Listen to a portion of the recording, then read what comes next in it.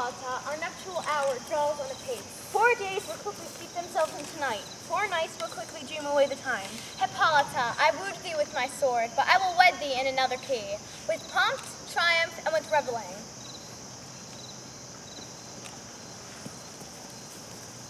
Happy be Theseus, our renowned duke. Thanks, good Aegeus. What is the news with thee? Full of vexation come I, with complaints against my child, my daughter Hermia. This man, Demetrius, hath my consent to marry her. This man, Lysander, hath bewitched the heart of my child. Be it so she will not hear before your grace consent to marry with Demetrius. I beg the ancient privilege of Athens, as she is mine, I may dispose of her, which shall either be to this gentleman or to her death. What say you, Hermia? Demetrius is a worthy gentleman.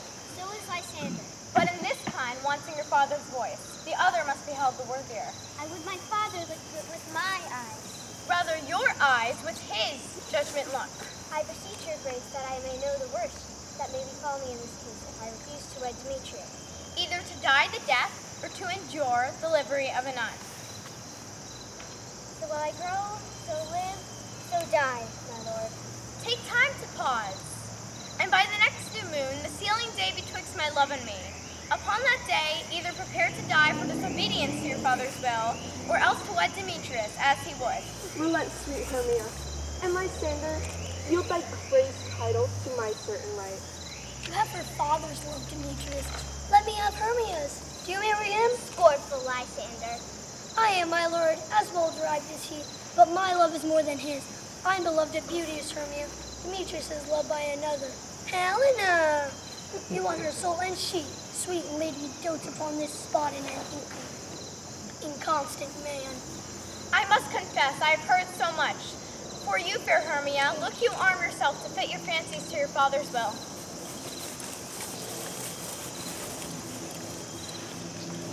How now, my love? Why is your cheek so pale? How chance the roses there fade so fast? Be like the one to bring the heavy well from the temple of my eyes. The course of true love never did run smooth for me, either. But I was different in blood, O craft, too high to be enthralled, too low. or else misdrafted in respective views, O spite, too old to be engaged, too young. or else it stood upon the choice of friends. O hell, choose love by another's eyes. If then true lovers have been ever crossed, it stands as an edict in destiny.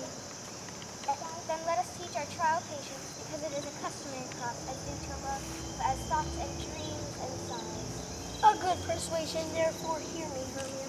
I have a little aunt, a dowager of great revenue. She hath no child. From Athens is her house remote, and she respects me as her only son. There, gentle Hermia, may I marry thee, and to place the sharp Athenian law cannot pursue us. If thou lovest me, then steal forth thy father's house tomorrow. My good Lysander, I swear to thee by Cupid's strongest bow, in that same place thou hast appointed me, tomorrow truly will I meet thee. Keep promise, love. Look, here comes Helena. What's thee, fair Helena? Whither away? Call you me fair? That fair again on say. Demetrius loves your fair. Oh, happy fair sickness is catching. Oh, were favor so, yours would I catch, fair Hermia, ere I go. My ear should catch your voice, my eye your eye. Oh, teach me how you look, and with what art you sway the motion of Demetrius' heart. I frown upon him, yet he loves me still. Oh, that your frowns would teach my smiles such skill. I give him curses, yet he gives me love. Oh, that my prayers could such affection move. The more I hate, the more he follows me. The more I love, the more he hateth me. Take comfort, he no more shall see my face. Lysander and myself will fly this place. Helen, to you our minds we will unfold. Tomorrow night through Athens' gates we have devised to steal. In the wood Lysander and myself shall meet, and thence from Athens turn away our eyes. Farewell, sweet host, fellow, pray thou for us, and good luck grant thee, thy Demetrius. Helena, adieu. As you on him, Demetrius dotes on you. How happy some or other could be, and who claims God is fair as she. But what is that? Demetrius thinks not so. He does not know all stuff. I will go tell him of fair Hermia's flight, and then to the wood will he tomorrow night.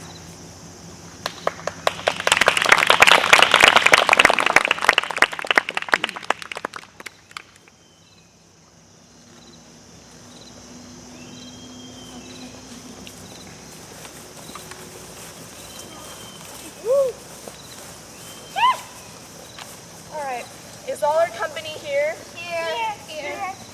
Here's the scroll of every man's name, which is thought fit through all of Athens to play in our interlude before the Duke and Duchess on his wedding day at night. First, good Peter Quince, say what the play treats on, then read the names of the actors, and so grow a point. Mary, our play is the most lamentable comedy and most cruel death of Pyramus of Thisbe. Now, good Peter Quince, call forth your actors by scroll. Masters, spread yourselves. Answer, as I call you, Nick Bottom the Weaver. Ready, name a part I am for, and proceed. You, Nick Bottom, are sit down for Pyramus. What is a pyramus? A lover? A tyrant? A lover that kills himself most gallant for love.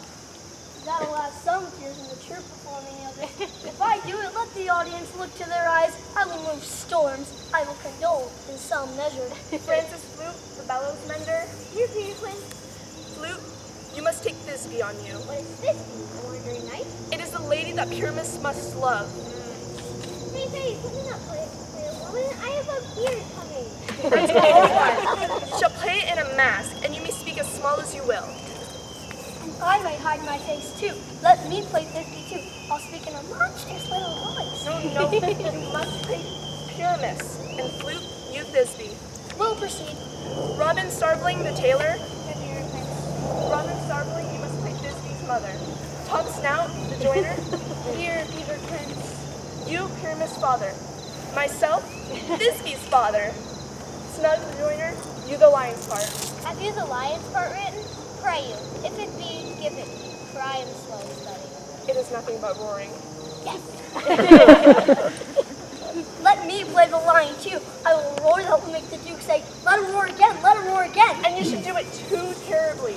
You would frighten the Duchess and the ladies, and they would shriek, and that were enough to hang us all. I grant you, friends, I will aggravate my voice so that I will roar you as gentle as any dove. You play no part but Pyramus. Well, I'll undertake it. Masters, here are your parts. I desire you to come on them by tomorrow night. Meet me at the palace wood by moonlight. There will we rehearse. We will meet, and there we may rehearse most obscenely and courageously. Huzzah!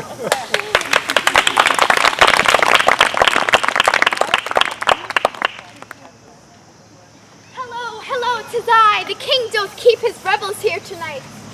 Take heed, the queen come not within his sight, and Oberon is passing fell and wrath. She never had, because the queen's attendant hath a lovely boy, stolen from an Indian king. She never had so sweet a changeling and jealous Oberon. Which she perforce holds the boy, crowns him with flowers, and makes him all enjoy.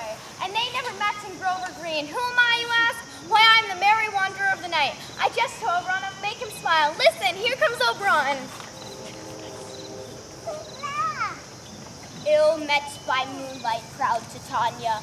What, jealous Oberon? Fairies, skip hence. I forsworn his bed and company. And not I, thy lord? Never, since the midsummer spring, met we on a hill, in a dale, forest, or mead. Why should Titania cross her Oberon? I do but beg a little changeling boy to be my henchman. Set your heart at rest. His mother was a votress of my order, and for her sake do I rear her boy. For her sake I will not part with him. How long within this wood intend to stay? Perchance last with Theseus' wedding day. Give me that boy, and I will go with thee. Not for thy fairy kingdom. Fairies, away! Go thy way. Thou shalt not from this grove till I torment thee for this injury. My gentle pup, come hither. Fetch me that flower, the herb I showed thee once. The juice of it on sleeping eyelids laid will make any man or woman madly dote upon the next live creature that it sees. I'll put a girdle round it in 40 minutes. Having once this juice, I'll watch Titania when she is asleep and drop the liquor of it in her eyes. The next thing then, she waking looks upon, be it on lion, bear, or wolf, she shall pursue it with the soul of love. I love thee not, therefore pursue me not. Where is Lysander and fair Hermia? Draw me, you hard-hearted Howland, but you draw not iron to my senses to its Do I entice you? Do I speak you fair? Or rather, do I not in the plainest truth tell you I do not nor cannot love you. And even for that, do I love you more? I am sick when I look on thee. And I'm sick when I look not on you. I will run from thee and leave thee to the mercy of the wild beasts. Fare thee well, nymph. He shall seek thy love. Welcome, wanderer. Hast thou the flower there? Aye, there it is. I pray thee, give it to me. I know a bank where the wild thyme blows. There sleeps Titania, and with the juice of this I'll streak her eyes. Take thou some of it and seek through this grove. A sweet Athenian lady is in love with a disdainful youth. Anoint his eyes, but do it when the next thing he espies on may be the lady. You shall know the man by the Athenian garments he has on. Fear not, my lord, your servant shall do so.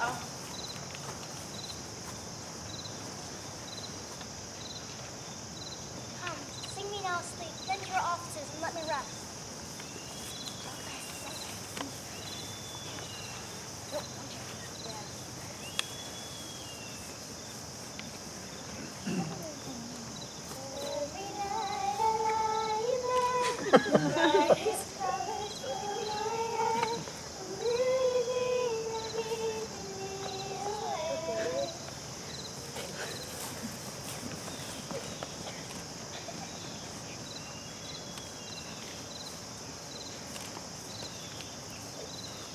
What thou seest when thou dost wake, do it for thy true love's sake. Love and languish for his sake. Be it ounce or cat or bear, when thou wakest, it is thy dear. Wake when some vile thing is near.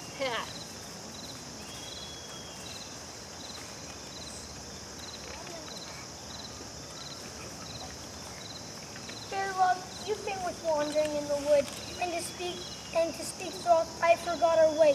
We will rest us from it if you think it good for the and tarry for the comfort of the day. Beautiful Lysander, climb you out of bed, where I have been thinking of them.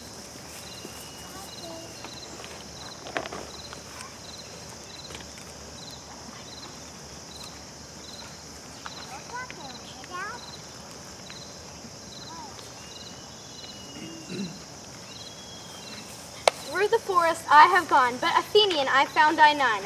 Night and silence, who is there? Weeds, Athens he doth wear.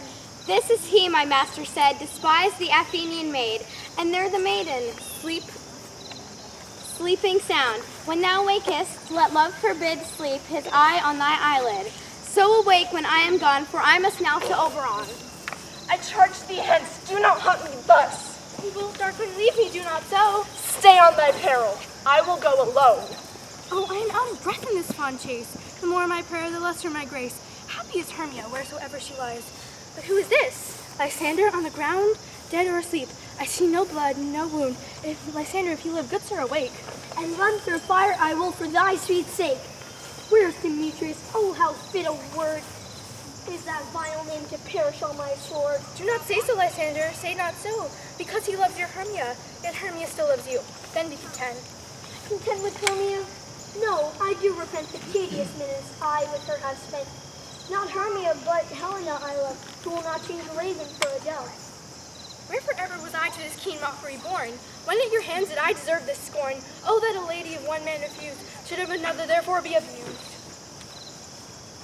He sees not Hermia. Hermia sleeps out there, away. And never mayest thou come Lysander near, and all my power possess your love and might to honor Helena and to be her knight. Lysander, help me. Look how I do quake with fear. You thought a serpent ate my heart away, and you sat smiling at its cruel prey. Lysander? What? Remove? Lysander? Lord, what's gone? Then I will search high and low. Either death or you I'll find immediately.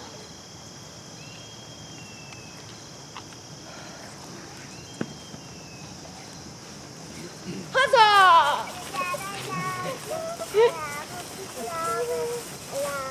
Are we all met? Here's a marvelous, convenient place for our rehearsal. Peter Quince, What sayest thou, Bottom? there are things in this comedy of Pyramus and Thisbe that will never please. First, Pyramus must draw a sword to kill himself. which the ladies cannot abide. How answer you that? I believe we must leave the killing out when all is done. Write me a prologue, and let the prologue seem to say, we will do no harm with our swords. And that Pyramus is not killed indeed. And for better assurance, tell them the high Pyramus, and not Pyramus, but Bottom the Weaver. This will put them out of fear. Well, we will have such a prologue. Will not the ladies be afraid of the lion? A lion among ladies is the most dreadful thing. Therefore, another prologue must tell he is not a lion. And half his face must be seen through the lion's neck, and he himself must speak through. I would not entreat, not fear, not trouble. If you think I come hither as a lion, it were pity of my life. No, I am no such thing. I am a man as any other men are. Well, it shall be so. But there are two hard things, that is, to bring moonlight into a chamber, for you know, Pyramus and Thisbe did move by moonlight. One must come out with a bush of thorns and a lantern, and say he comes to present moonshine. Then there is another thing. We must have a wall in the great chamber, for Pyramus and Thisbe did talk through the chink of wall. You can never bring a wall. What say you, Bottom? Some man or other must present wall, and let him have some plaster or rough cast about him to signify wall. And let him hold his fingers thus, and through that cranny shall Pyramus and Thisbe whisper. If that may be, then all is well. Come sit down and rehearse your parts. What hempen homespuns have we swaggering here, so near the cradle of the fairy queen? Hark, a voice, stay thou but here a while, and by I will to thee appear. A stranger Pyramus e'er played here. Must I speak now? Aye, Marion, must you. You must understand, he goes but to see a noise that he heard, and is to come again. As true horse that yet would never tire, I'll meet thee, Pyramus, at Ninny's tomb. Ninus tomb, man. You must not speak that yet. Your cue is past. It is never tire. Oh, as true horse that yet would never tire. If we're fair, Thisbe, our only sign. Oh, monstrous, so strange. We are haunted. Pray, masters, fly masters, help! Why did they run away? This is a knavery to make me a fear. Oh, Bottom, thou art changed. What do I see on thee? What do you see? Oh, bless thee, Bottom, bless thee. Thou art translated. I see their knavery. This is a way to make a fool of me and to frighten me, if they could. But I will not stir from this place. Do what they can. I will walk up and down here, and I will sing that thou shalt hear. I am not afraid. Somebody once told me the world is not around me. I ain't the sharpest team in this I pray thee, gentle mortal, sing again. Mine ear is much enamored of thy note. On the first view, I swear, I love thee. Methinks, mistress, you should have a little reason for that. And yet, to say the truth, reason and love keep a little company together nowadays. Not so neither, but if I had wit enough to get out of this wood, I have enough to serve my own.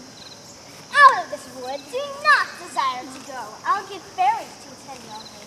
They shall fetch thee a jewel from the deep, and sing while thou breath flowers cross thee. Here's a blossom, cobweb, moth, and mustard seed. Ready? And I. And I. Where shall we go? Be kind and courteous to this gentleman.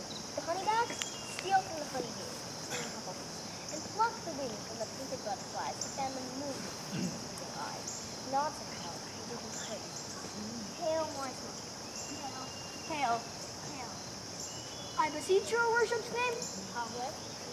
I shall desire you more acquaintance, good cobweb. Your name, honest fairy. Peace blossom. Good peace blossom, I shall desire you more acquaintance. Your name, I beseech you. Mustard. I desire you more acquaintance, good master mustard seed. Wait upon.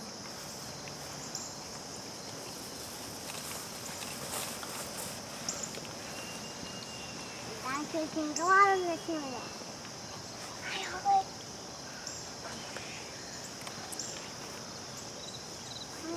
I wonder if Titania be awake. Then what it was that next came in her eye, which she must go on in extremity. My mistress of the monster is in love. While she was in her lone sleeping hour, a crew of patches, rude mechanicals, were met together to rehearse a play intended for great Theseus' nuptial day. The shallowest thick skin of that barren sort forsook me and entered in a break. When I did him this advantage take, a donkey's face I fixed upon his head. When in a moment, so it came to pass, Titania waked and straightly loved an ass. This is also better than I could devise. But hast thou yet latched the Athenian's eyes with the love juice, as I did bid thee do? Aye, that is finished too. Stand close. This is the same Athenian. This is the woman, but not the man. Oh, why rebuke you him that loves you so? If thou hast slain Lysander, plunge in the deep and kill me too. I cannot be but thou hast murdered him. Pierce through the heart with your stern cruelty. Where is he, all good Demetrius? Wilt thou give him me? I'd rather give his carcass to my hounds. Hast thou killed him sleeping? You spend your passion on mispriced mood. I am not guilty of Lysander's blood, nor is he dead for all I can tell. I pray thee, then tell me that he is well. If I could, then what should I get there for? A privilege never to see me more. There is no following her in this fierce vein.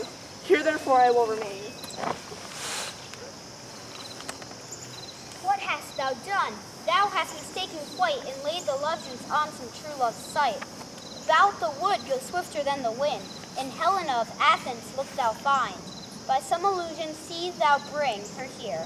I'll charm his eyes against she do appear. I go, look how I go! Flower of this purple dye, sinken apple of his eye.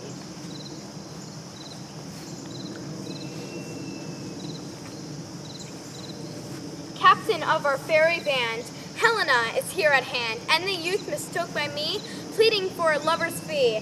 Shall we there fond pageant see? Lord, what fool things mortals see! Stand aside. The noise they make will cause me. Why do you think that I should woo and scorn? You do advance your cunning more and more. These bells are Hermia's. Will you give her your oar? Demetrius loves her, and he loves not you. Oh, Helena, goddess, nymph, perfect divine. I see you are all bent and set against me for your merriment. If you were men, as men you are in show, you would not treat a gentle lady so. You're unkind, Demetrius. Be not so, for you love Hermia. This you know, I know. Lysander, keep thy Hermia. I will none. If I ever loved her, all that love is gone. My heart is but as guest wild sojourn. And now Helen is home returned. Helen, it is not so. Look where thy love comes. Yonder is thy dear. Lysander, why unkindly didst thou leave me so? Why should he stay, whom love doth press so? What love could press Lysander from my side? Lysander's love that would not let him bide. Fair Helena, who more angerous the night than all you fiery oaks and lighter eyes of light. You speak not as you think. It cannot be. Lo, she is one of this confederacy. Now I perceive they have all conjoined to three fashion in this false sport, in spite of me. Injurious Hermia, will you rent our ancient love asunder to join with me in scorning your poor friend? I am amazed at this passionate word. Now I scorn you not. It seems you scorn me. Have you not set Lysander, as in scorn to follow me and praise my eyes and face, and made your other love, Demetrius, who even but now did spurn me with his foot, to call me divine and rare? I understand not what you mean by this. Helen, I love thee by my life, I do. I swear by that which I will lose for thee to prove him false that says I love not thee not. I say I love thee more than he can do. If thou say so, withdraw and prove it too. Quick, come.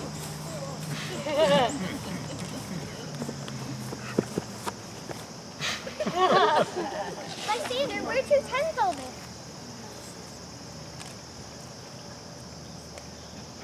Hang off, you cat. No, you vile thing. Let loose, or I will shake thee from me like a serpent. Do you not jest? Yes, and so do you. What? Should I hurt her, strike her, kill her dead? Although I hate her, I'll not harm her so. Can you do me greater harm than hate? Am I not Hermia? Are you not Lysander? Since night you loved me, yet since night you left me. Why then you left me? Oh, the gods forbid. Ah, by my life, and never did much desire to see thee more. Be be certain nothing truer. Tis not just that I do hate thee and love Helena. Oh, me, you juggler, you canker blossom, you thief of love. What, have you come by night and stolen my love's heart from him? Have you no modesty? Fie, fie, you counterfeit, you puppet, you! Puppet? Why so? Aye, that way goes the game. Now I perceive that she hath made compare between our statures. She hath urged her height, and with her personage, her tall personage, she hath prevailed with him. And are you grown so high into the esteem because I am so dwarfish and so low? Oh, thou painted maple, speak! I am not equal, yet so low that my nails can reach unto thine eyes. I pray you, though you mock me, gentlemen, let her not strike me. You perhaps may think because she's something lower than myself that I can match her. Lower? Hermia, do not be so bitter with me. I evermore did love you. Hermia, did ever keep your counsel never wrong you? Save that. Love wanted Demetrius. I told him of your stealth into this wood. He followed you, and for love I followed him. But he hath to threaten me, strike me, to kill me too. And now to Athens will I bear my folly back and follow you no further. Why, get you gone. Who is it that hinders you? A foolish heart that I leave here behind. What, with Lysander? But Demetrius! Be not afraid, she shall not harm thee, Helena. No, sir, she shall not, though you take her part. Oh, when she is angry, she is keen and shrewd. And although she be but little, she is fierce. Little, again, nothing but low and little. Why will you suffer her to flout me thus? Let me come to her. Kick on, you dwarf. Let her alone. Speak not of Helena. Kangaroo. Now she holds me not follow if thou darest to try his right as most in Helena. I'll go with thee, cheek by jowl. I will not trust you, nor longer stay in your cursed company. I am amazed and know not what to say. This is thy negligence. Believe me, King of Shadows, I mistook. Did not you tell me I should know the man by the Athenian garment he had on? Thou seest these lovers seek a place to fight. I therefore, Robin, overcast the night. Up and down, goblin, lead them up and down. I am feared in field or town. Goblin, lead them up and down.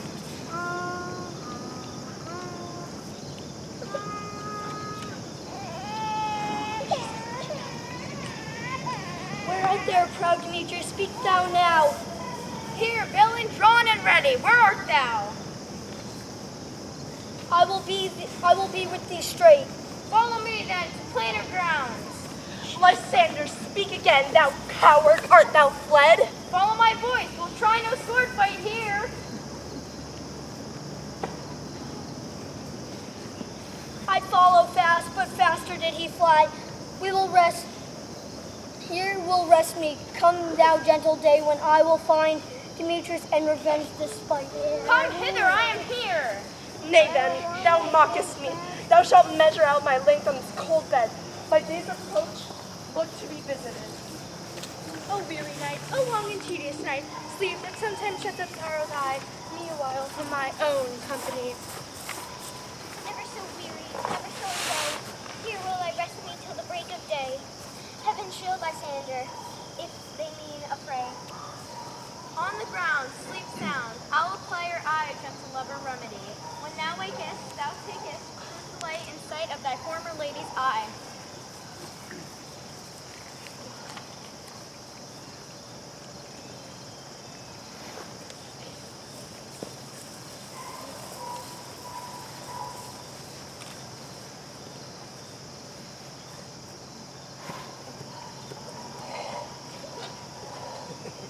Come, sleep down on this flowery bed. Your eye thy enamel cheeks before a sick mustard. Where's mustard seed? Ready? Scratch my head, mustard seed. Where's miniature cobweb? Cobweb, kill me a humblebee and bring me the honey bag, and have a care of the honey bag, for it's not. I have an interest where I'd rather have a handful or two of dried peas, but I pray you, let none of your people stir me. I have a Next position of sleep come upon me. Sleep thou, and I will wind thee in my arms.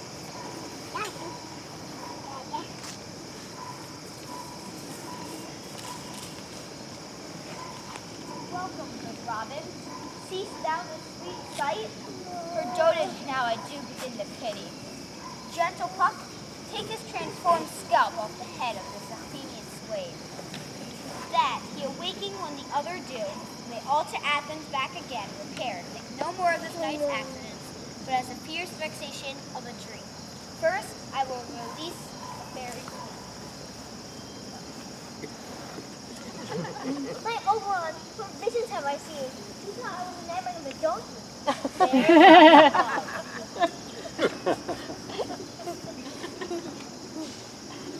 How can these things pass? Oh, how mine eyes do loathe these visions now. Now when thou wakest with thine own fool's eyes behold. Come, my queen, take hands with me and rock the ground whereon these sleepers be. Fairy king, attend and mark. I do hear the morning lark. Oh, my lord, in our fight, tell me how it came this night. The I sleeping here was found with these mortals on the ground.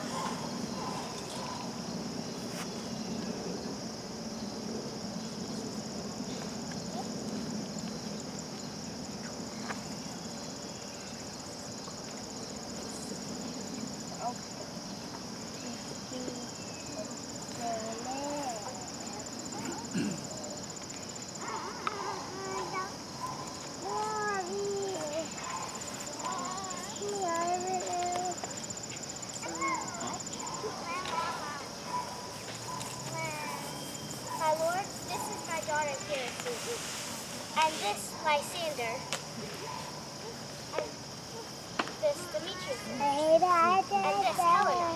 I wonder if they're being here for them. No doubt they rose up early to observe the rite of May. But speak, Aegeus, is it not this the day that Hermia should give her answer of her choice? It is, my lord. Go and wake them. Pardon, my lord. I pray you all, stand up. I know you two are rival enemies. How comes this gentle concord in the world? My lord, I shall reply amazingly. I cannot truly say how I came here. I came here with Hermia hither. Our intent was to be gone from Athens. I beg the law to law upon his head. Demetrius, they would have stolen away from us, defeated you and me. You of your wife and me of my consent. Of my consent that she should be your wife. My lord, fair Helen told me of their self of this purpose hither into this wood, and I, in fury, hither followed them. Fair Helena in fancy followed me, but by some power it is, my love to Hermia is melted as snow, the object, and the pleasure of mine eyes is only Helena. Fair lovers, you are fortunately met. Aegeus, I will overbear your will. Away with us to Athens, 3 and 3. We'll hold a feast in great solemnity. Come, Hippolyta.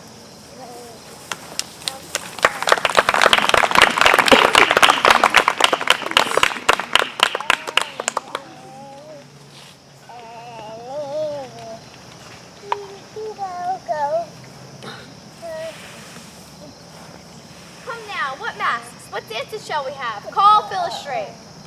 Here, my tea, Theseus. Say what abridgment have you for this evening? What mask? What music? Merry and tragical, tedious and brief, that is hot-eyed and wondrous strange snow. How shall we find the concord of this discord? What are they that do play it? Hard-handed men that work in Athens here. We will hear it. So please, your grace. Let him approach.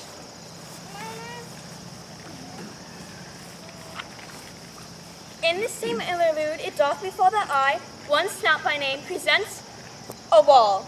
And as I would have you think, it had a crannied hole or chink through which the lovers Pyramus and Thisbe did often whisper very secretly. Would you desire lime and hair to speak better?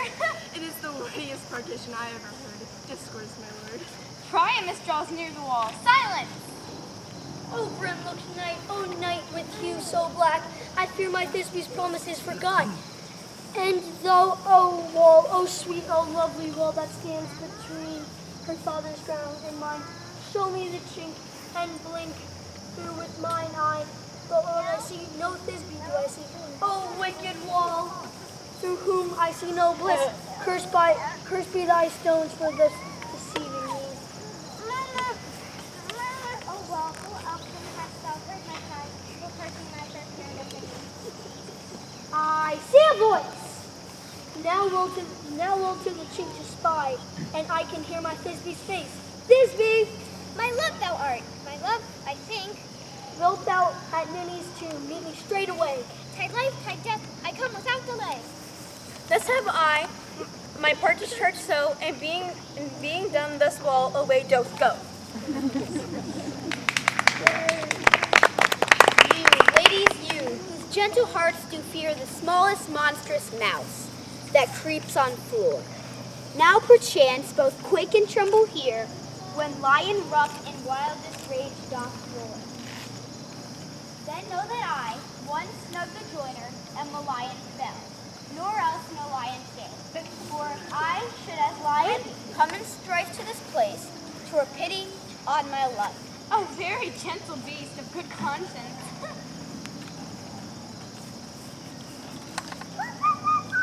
This lantern doth the horned moon presence. He should have worn the horns on his head. He is no crescent. This lantern doth the horned moon presence. Myself stand in the moon. Do see free. This is the greatest error of all the rest. The man should be put into the lantern. How is it else the man in the moon? Proceed, Moon. All that I have to say is to tell you that the lantern is the moon. I, the man in the moon, this thorn bush, my thorn bush, and this dog, my dog. This is old Linny's telling. Where is my love? Well roared, lion. Well run, Thisbe. Well moused, lion. And so the lion vanished, and then came Pyramus. Sweet moon, I thank thee, sunny beams. I thank thee, moon, for shining now so bright.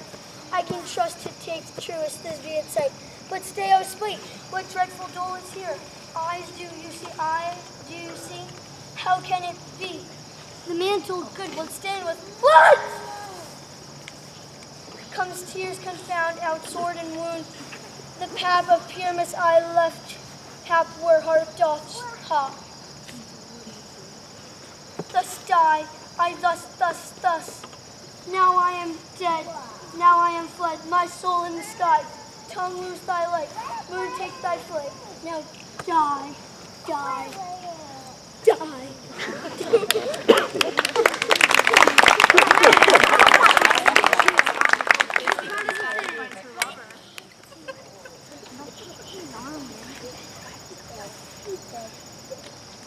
Asleep, my love?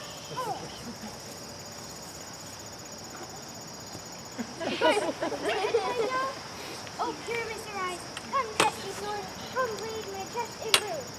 And farewell, friends, thus is the end. Adieu.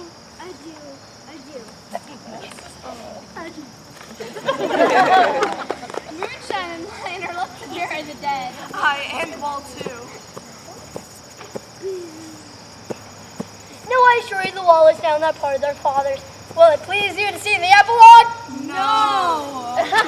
No epilogue, I pray you, for your play needs no excuse, never excuse. For when the players are all dead, there needs none to be blamed. The iron tongue of midnight hath till 12. Lovers to bed, 'tis almost fairy time.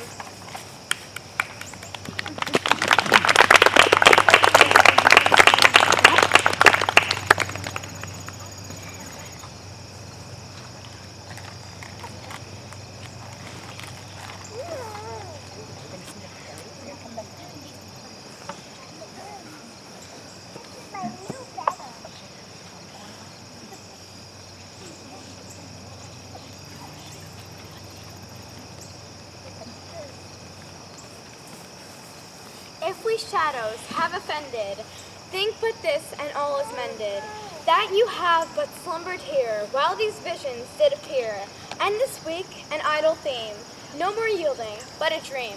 Gentles, do not reprehend. If you pardon, we will mend. And as I am an honest puck, if we have unheard luck, now to escape the serpent's tongue, we will make amends ere long. else the puck a liar call. So good night into you all. Give me your hands if we be friends, and Robin shall restore amends.